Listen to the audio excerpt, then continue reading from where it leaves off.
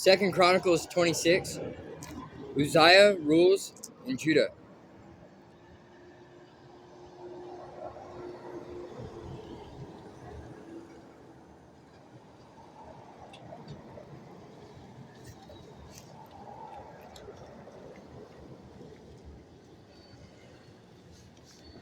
All the people of Judah had crowned Amaziah's 16-year-old son Uzziah as king in place of his father.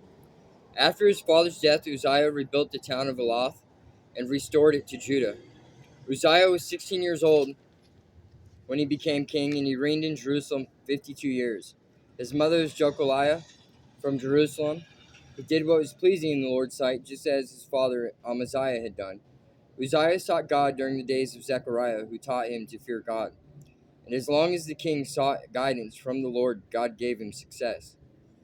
Uzziah declared war on the Philistines and broke down the walls of Gath, Jabneh, and Ashdod. Then he built new towns in the Ashdod area and in other parts of Philistia. God helped him in his wars against the Philistines, his battles with the Arabs of Gur, and his wars with the Meunites. The Meunites paid annual tribute to him, and his fame spread even to Egypt, for he had become very powerful. Uzziah built fortified towers in Jerusalem, at the corner gate, at the valley gate, and at the angle in the wall. He also constructed forts in the wilderness and dug many water cisterns, because he had kept great herds of livestock in the foothills of Judah and on the plains. He was also a man who loved the soil. He had many workers who cared for his farms and vineyards, both on the hillsides and in the fertile valleys. Uzziah had an army of well-trained warriors ready to march into battle.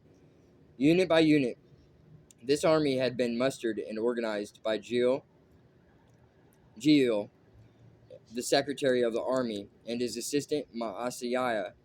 They were under the direction of Hananiah, one of the king's officials. These regiments of mighty warriors were commanded by 2,600 clan leaders. The army consisted of 307,500 men, all elite troops. They were prepared to assist the king against any enemy.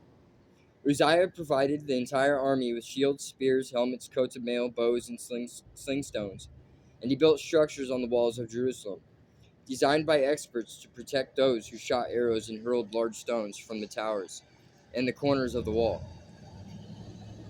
His fame spread far and wide, for the Lord gave him marvelous help, and he became very powerful.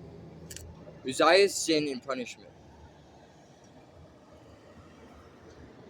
But when he had become powerful, he also became proud, which led to his downfall.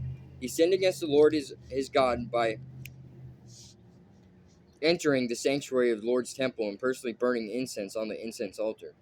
Azariah the high priest went in after him with 80 other priests of the Lord, all brave men. They confronted King Uzziah and said, "It is not for you, Uzziah, to burn incense to the Lord. That is the work of the priest alone, the descendants of Aaron, who are set apart for this work. Get out of the sanctuary, for you have sinned. The Lord God will not honor you for this." Uzziah, who was holding an incense burner, became furious. But as he was standing there raging at the priests before the incense altar in the Lord's temple, leprosy suddenly broke out on his forehead. When Azariah the high priest and all the other priests saw the leprosy, they rushed him out. And the king himself was eager to get out because the Lord had struck him. So King Uzziah had leprosy until the day he died. He lived in isolation in a separate house, for he was excluded from the temple of the Lord. His son Jotham was put in charge of the royal palace, and he governed the people of the land. The rest of the events of Uzziah's reign, from beginning to end, are recorded by the prophet Isaiah, son of Amos, when Uzziah died, he was buried with his ancestors. His grave was in a nearby burial field belonging to the kings, for the people said, "He had leprosy, and his son Jotham became the next king."